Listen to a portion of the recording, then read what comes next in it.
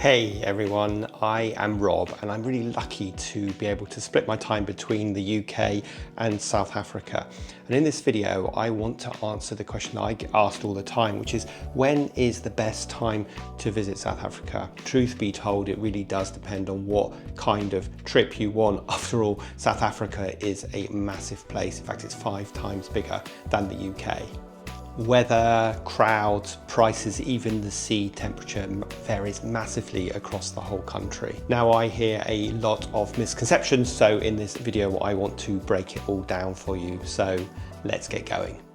Now let's start off with some of the basics because of course South Africa is in the southern hemisphere, so for us in Europe or the US in the northern hemisphere the seasons are flipped around, which means that summer is December to February, autumn is March to May, winter is June to August, and then spring is September to November. But of course it's not as simple as that because different regions have very different climates, so it's really like having several countries in one. So let's break this down a bit. First of all, we've got Cape Town and the Western Cape. This has a Mediterranean type of climate, so hot, dry summers and cool, wet winters. So I think the best time to visit is either in November and December or late January through till April.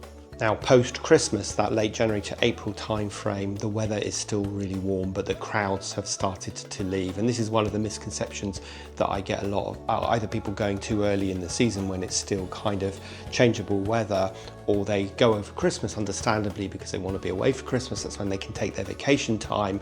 But unfortunately, Cape Town is super crowded then. So it's a time that we always try and avoid. And we try to go from sort of middle of January onwards because Christmas is finished, the school summer holidays have ended, so all the kids are back at school, and that means all the vacationists from different parts of South Africa have returned to their homes. Now, one thing to say about the Cape Town area is they do have some absolutely stunning beaches, but you don't see that many people in the sea, and that's for good reason because it is the Atlantic Ocean and the water is bloody freezing, and we dip our toes in every time because it looks so blue and inviting, and of course the temperature is warm, but it is actually freezing, so you need to be brave. I mean, that's not to say that people don't go in the ocean because they absolutely do, but James and I are super wimps, so we have not been in the ocean besides dipping our feet into the water. And so if you're expecting beautiful warm waters because the beaches look so beautiful, then you're going to be disappointed, and Cape Town probably isn't the place for you to go if you want a beach holiday. And you might stay somewhere like Camps Bay, and again the beach looks absolutely beautiful, but to be honest, 350 days of the year it is super windy there, and that's something that you don't get told very often, and so people end up getting sandblasted because they're determined to lie on the beach, or that's the kind of holiday they wanted. So Camps Bay and Cape Town and the Western Cape probably isn't the place to go if you do want a beach holiday, even though the beaches are beautiful. Maybe it is a safari that you're looking for, and of course that is why a lot of people go to Africa. And if that's the case, Kruger National Park, and of course there are other safari areas in South Africa, is where you are going to want to go. Now Kruger has a tropical savanna kind of climate, so the best time to go if you want to go on a safari is June to October because it's dry, it's a little bit cooler, and it's much easier to see the animals because the vegetation isn't in full bloom yet. Now I think the worst time to go, which is when a lot of people go and when we've been before, is sort of January through to March, because in Kruger it can be rainy, it can be hot, and visibility can be poor because of all of that. Like I say, all the vegetation is out, the animals are hiding when it's rainy, so you might be disappointed at not seeing the big 5 that you want to see. And that's not to say, of course, that you won't, but my advice is the best time to go is June to October if safari is a thing that you really want to do. Now maybe you want a really different kind of holiday and you really want to explore the mountain ranges, and you also maybe want to have a more of a beach holiday. So in that case, you're going to go to Durban or the KwaZulu-Natal coastline. Here is a subtropical climate, so hot and humid summers, warm and dry winters. So the best time to visit here is sort of May to August. The temperatures are nice, it's less humid, and therefore there are also less storms. And something that's really important here is that if you are really into swimming in the ocean, then Durban is the place you're going to want to go, because it's the Indian Ocean rather than the Atlantic Ocean, so it's warm. So you will see a lot of South Africans during the holiday periods heading up towards Durban because they want to swim in the ocean, and that's a lot more pleasant than it is when you are in the Cape Town area. Now, of course, one of the things that many people do the first time they go to South Africa is they want to drive along the beautiful garden route. We'd absolutely recommend doing that if this is your first trip. And it's mild and green all year round, more consistent weather than Cape Town. So in that case, the best time to go is February to April or September to November. And you're going to go and visit all of the popular places such as Franschhoek, Stellenbosch, Mossel Bay, and then you're driving down towards Port Elizabeth. And it's definitely, as I say, worth doing. We've done it a few times now and would highly recommend it. And we've shot other videos talking about the garden route. So if you want more information on that, go and look at our playlists around South Africa. And the last area I wanted to talk about is the Karoo and the Interior. And this is one of our favourite places. We always really enjoy exploring there. We did it on our last trip last year and we had a great time. But there are big temperature swings because you are inland now. So it's going to be very hot in summer, and it also can get super cold. In fact, it can even snow in the South African winter. So the best time for road trips are in the spring or in the autumn time where it's not quite so hot. But if you like really hot, dry temperatures, then you will enjoy the Karoo, and you can discover some real out of the way places that are typically not on the tourist map, and we really recommend that. As I said, we did it this year, so go watch that video where we went to places like Barradale and Greyton, and these were fantastic discoveries that a lot of tourists don't typically find.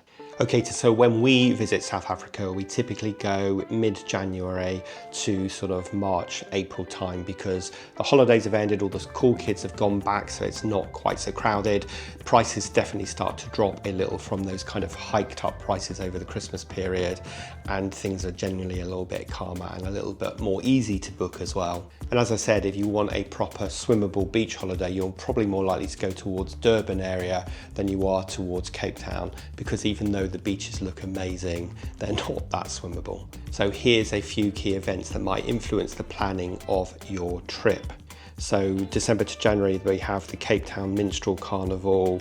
Obviously there's New Year's Eve fireworks at the waterfront, and also Cape Town Pride typically happens in early March as well, which is always good fun. One thing I love about Cape Town, it reminds me a lot of places like Brighton, because there's always, in their summer, there's always events happening every weekend.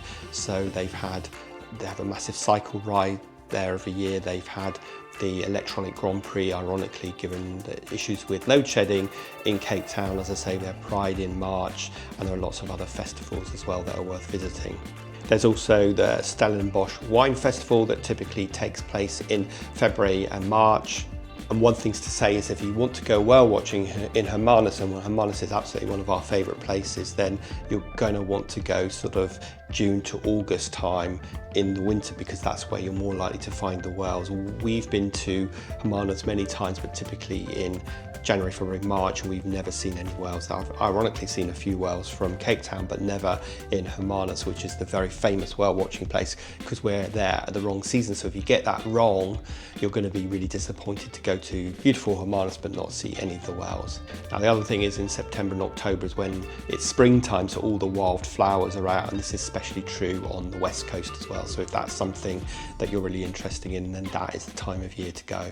Now I wanted to wrap this video up by sharing a little bit about the cost of living, because one of the things that we are really attracted to as a European and a Westerner, and I want to caveat that, is that the cost of living for us is super effective, and people often go to other places that they may consider as beautiful as South Africa but end up spending an awful lot of money. And one of our attractions to South Africa, to living there and owning a property there as well as living there, and the general cost of living is so much lower. So just doing a little bit of sort of research for this, a single person could probably expect to spend around 490 £800 a month excluding rent versus about £830 equivalent in the UK. If you're eating out, then a 3-course meal with wine at a nice restaurant is probably going to cost you around about £30 to £35 each. Where of course, in the UK, that's going to be more like £65 plus per person. And I've got to say that the quality of food and wine in South Africa is far superior to what we would typically get in the UK and is way, way more cost effective. And the next thing to mention is that if you are renting long term, and that's something you might want to consider if you're going to be there for a few months, then it's typically 74% cheaper to rent in Cape Town than it is to rent in London. And for the first few years of us visiting Cape Town, that's exactly what we did. We did a long-term rental, which we typically did by Airbnb, but decided in the end that it was more cost effective for us to have our own home there. And of course, it's also nice going to your own home rather than being in someone else's property when you're there. Now, of course, that said, I want to acknowledge that salaries in South Africa are considerably lower than they are in Europe. And so for a lot of local South Africans, things can be really expensive, and they, you know, sometimes I get in the comments how the fact that we foreigners are pushing the prices up. And of course, also there are some real issues with inequalities in South Africa, which I want to acknowledge, but I don't want to get into for this video, because for visitors or digital nomads, your money definitely goes a long way. Now, in a future video, we are going to do a full cost of living breakdown comparing living in the UK to living in South Africa, and that'll probably help you understand one of the key reasons why we decided we wanted to relocate part of our life to South Africa. So what's the best time to visit South Africa? Well, as you can see, that really does depend on exactly the kind of holiday that you want, but you can see all year round there's something appropriate for you no matter what kind of trip you're planning. Just make sure that you've watched videos like this to get good advice so you don't end up going somewhere where the weather isn't quite what you expected it to be,